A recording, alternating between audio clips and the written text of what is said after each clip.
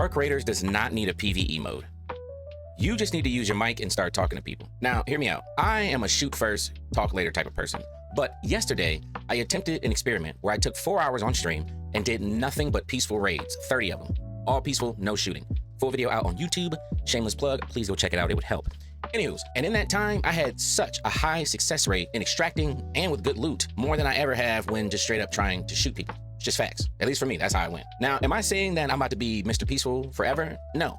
But it did help me realize that maybe there does need to be a better balance between shooting immediately and maybe just being like, hey man, what's up? You know, and hey, look, to my PvP fans, I get it. I'm fully with you.